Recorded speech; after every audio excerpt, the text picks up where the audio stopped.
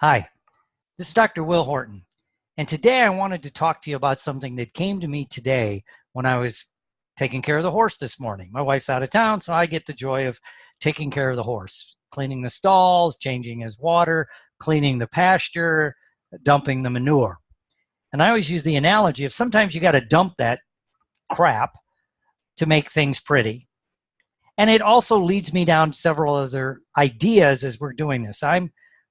I'm always helping people grow and change. That's one of my goals. It's one of my passions. But for those of us that really want to help other people, as well as ourselves, we have to really look beyond the normal.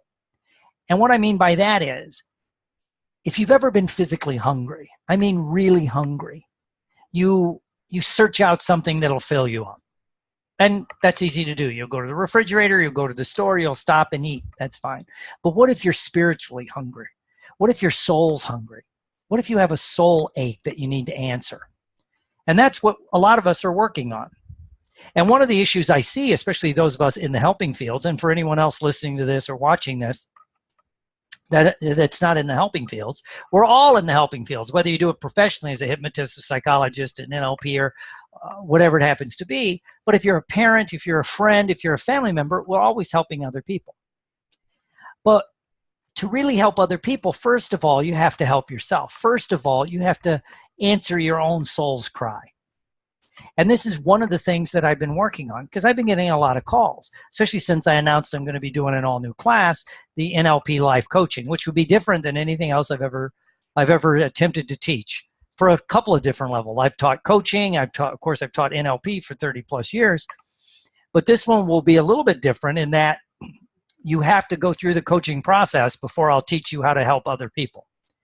And so I've been getting some calls. And today when I was out in the pasture helping clean everything, it made me realize, well, first of all, you have to get the old stuff out before you can put new stuff in. And so whether you're cleaning a stall of basically manure or cleaning your mind of all the clutter that's holding you back, what stops us from really going to the next level? And a lot of us have that soul hunger. A lot of us want to help other people and help ourselves reach the next level. So how do you begin to listen to your soul? How do you do this? Many of us find different ways: meditation, yoga, working out, some other spiritual practice, or meditation, self-hypnosis. All of these are answers. But what if it's something even more simple? What if it's listening to that small, still voice within? Well, how do you begin to access that small, still voice?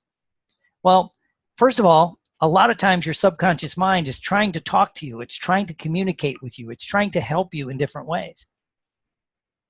It's trying to ignite that small, still voice, but it can't get your attention. You have all this clutter going on in your mind that it can't cut through. So it makes you feel uncomfortable. It gives you bad feelings at certain times. But most of us have been trained to ignore those. We're going to ignore those. And unless you can really get in touch with that, then you really can't begin to listen to your heart. And your heart speaks through your body sometimes. Until you develop that clear communication between mind, body, and spirit that here, especially in the Western world, and now even in what used to be the more spiritual areas, have been beaten out by current technology like we're on today. So how do you do this? How do we really do this?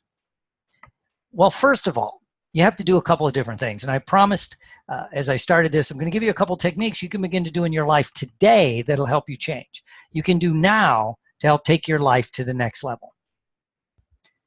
I practice what I call practical spirituality. I've been on this quest for way over 37 years. When I first beat an addiction, I started looking for something because I had a hole in my soul. I had a hole in my heart, and I was searching for ways to fill it. And so like a lot of us, I listened to motivational speakers, I listened to spiritual speakers, I read books, and a lot of them sound good, but there's no there. And what I'm looking for when I say that there's no there, it's fine. You're giving me these bright, deep intellectual thoughts. Are you giving me the steps to get there? Maybe it's because I've been practicing NLP so long. Unless you give me the steps to get there, I don't know how helpful it is. I need the steps to get there. And so I've been developing this over the past 30-something years. And so how do you begin to listen to that, to open yourself up to that small, still voice within, to listen to your heart, and to basically begin to get in touch with those aspects of yourself? Well, the first thing we need to do is begin to stop doing something else. And that is asking ourselves disempowering questions. Because when you ask yourself disempowering questions, when you ask yourself questions that hold you back, when you ask questions of yourself, that is going to start negative energy flowing in your mind, body, and spirit. Because your brain, your mind can only try to answer the questions you're asking. So if you ask low energy, unempowering questions, disempowering questions like, why me? Why does this all, woe is me? Why does this always happen to me? Well, your brain's got to give you an answer, even if it makes something up, because you're not worth it, because you're unlovable, because you're fat, because you're stupid. Whatever it is, it's going to give you that. And then that becomes your truth. And again, a lot of this is how our brains are trained. It's how we've trained our brains through culture, through education, through the family system. I always use the analogy that if you got a test back and it said plus 97, if it said plus 97, I guarantee you'll have a response. Think about it now. You took a test. I give you your test as plus 97. Most of us smile. We go, woohoo. We just look at it. We go, great. And we move on. If you get a test back, same 100 questions, and it said -3, you get a whole different response. Why is that? Same exact numbers, -3 plus 97. It's the same statistical numbers. It gives you two different responses. Most people that get, the research says, most people that get the -3 will look up the 3 questions they got wrong. The people that get the plus 97 will not. Right? So how many of us do that to our kids? Maybe it was done to us, not with malicious intent. It's just the way, well, look at the ones you got wrong so you don't do that next time. And then not that there's anything wrong with that, but it begins to start us on this negative trajectory. Nothing I do is good enough. You ever have that feeling? Nothing I do is good enough. You know, as Woody Allen would say, I'd never join a group that would allow a guy like me as a member. I never felt up to par. And if that's going on, maybe you've trained yourself to look for reasons not to fit in, to look for reasons to be different, and maybe not in a good way, to alienate yourself from the group for that connection that you want.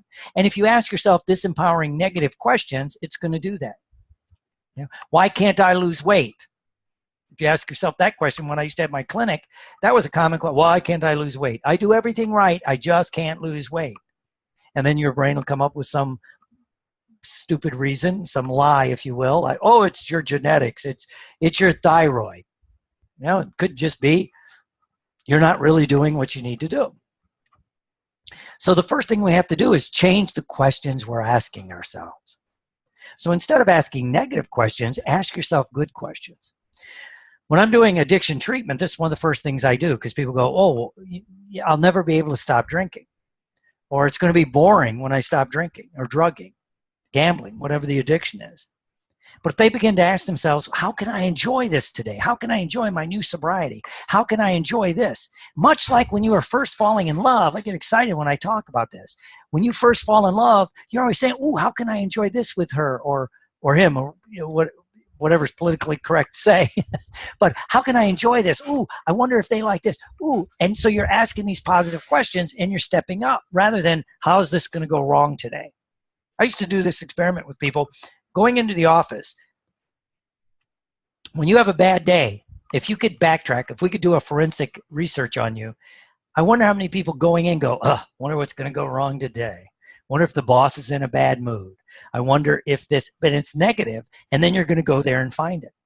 As opposed to when you go in thinking, how is this going to be a beautiful day? Your whole day's different. I remember I first learned this when I was first getting sober, and I forget how powerful it is, and I forget to teach it to other people. I had a job I didn't really like. It was the only job I could get, and it was working in a steel mill, doing some contracting work at a steel mill, not intellectual work, physical work. I know people that know me can't imagine that. But I remember it was all negative, and somebody who didn't really know the technology, and I was just beginning to learn this technology, said to me, well, when you're driving into the plant in the morning, why don't you just look at the beautiful sunrise? Because we had to be there really early. And just think about how can I enjoy today? And I started doing that. And guess what? I started enjoying that job. Within about 3 weeks, they were saying, "Hey, Will, we know you're just, you're getting." They knew my story. They said, "If you'd like to stick around, we'd like to move you inside and do this, this, and this." And I did that for a while. But if you think about it, because my attitude changed, my energy changed, I started asking myself empowering questions. What can go right today? I wonder what can do this today. I wonder how I can get in better touch with my feelings. And if you're trying to answer your soul's cry, what if you start asking yourself, how can I listen to that small, still voice within? Maybe that I can't even hear yet. How can I do this? Your brain will find a way. How can I get in touch with those feelings that maybe I'm not comfortable with? Maybe your body is channeling anger or fear or resentment or isolation because it's trying to get your attention to do something else. And one of the worst things we do is we deny that this is part of us. And again, when I was on my quest and I was listening to all these speakers and reading all these books, I was always fascinated with people who say, I never have anger. I've risen above anger. I only feel love and the expression of love. Everything is love. And I'm like, well, that's not me. I get pissed off all the time. I'm always dealing with that. That's my body trying to tell me something. There was a book several years ago I used to tell people to read called The Gift of Fear. And when I say that, people go, oh, how can fear be a gift? Well, we'll leave that for a future talk. But I have to get in touch with those feelings. And what are they trying to tell me? God gave us all of these feelings, positive and negative, for a reason. And if you shut off one part, maybe you shut off the other. Can you have great passion without feeling the opposite? Maybe that's anger, maybe that's fear, maybe that's resentment, whatever it is. But passionate people have strong feelings because passion is a strong emotion. And I'm always fascinated when I hear someone talk about their passion. This is so passionate. It's my life's mission. This is what I'm passionate about. But I'm listening. I don't hear the passion. I don't feel the passion. And if somebody has passion, it will literally jump off the television screen or the computer screen or out of the speakers when you're listening. I think it ripples through because if you begin to understand the new stuff with quantum, it actually is. So if you start asking yourself empowering questions, what that's doing is beginning to retrain your reticular activating system to look for this instead of that. When you're asking the negative questions, you're telling your reticular activating system, find ways to screw up today. Find ways for me to fight with my wife or my boss or my coworker, whatever it is. Instead of, how can I enjoy this? Your brain will find it. And maybe it'll do things like, hey, if you go down the path of say, how will this go wrong today? If you work with other people, and they do something, it'll aggravate you and that'll ruin your day. But if you're asking, how can things go right today? Maybe they do the exact same thing and you go, that's Joe, that's Betty. And you just enjoy the day. And maybe what a great person said once is you have to have childlike faith. And people have read in all kinds of different things to that. Maybe that's just having that, enjoying the moment. You ever watch a little kid? They just get lost in playing with, I was at a beach and there was these kids there, little kids.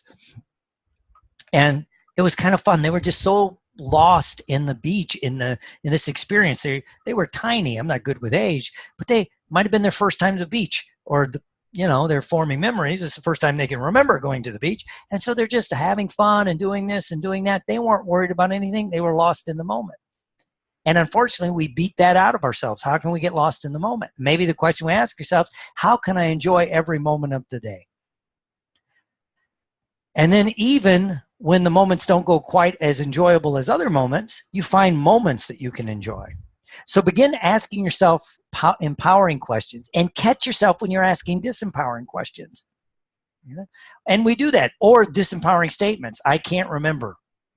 I'm terrible at names. Well, then your brain goes, okay, we all know that if you're into hypnosis and NLP, but do you still do it? I've been to hypnosis conferences. Then you hear people, well, I just can't remember. I don't do this. I'm not good at names. What if you ask yourself, how can I be good at names today? And you start remembering the names because your brain will go, oh, this must be important to me. Right? So what I'm going to ask you to do is ask yourself empowering questions. And so this is just a quick podcast or recording I wanted to get out there on level 1. And tomorrow is, or the next one will be on how do you find your gift? How do you bring your gift to the world? You know, the world doesn't need another Tony Robbins or Deepak Chopra or anyone. The world doesn't need that. It needs you. Every one of us has our own talents, abilities, and skills. Only you can do what you were put here to do. But first, you have to get in touch with that. And you can't get in touch with that if you don't get in touch with yourself. That's one of the things. So we see people buying into other people's maybe misguided passions and missions in this because they're not in touch with themselves enough to develop their own purpose, passion, and mission. So I just wanted to put that out there. So ask yourself empowering questions for the next few days. If you work with other people or your family members, ask them to ask themselves empowering questions. How can I enjoy the day? How can I do this today? How can I do that today? How can I enjoy this new moment that I'm experiencing? And so that's today's quick podcast / recording. I thank you for joining me, and I look forward as we keep trudging the road to growth. So thank you, and it's been a pleasure for me to share with you this information.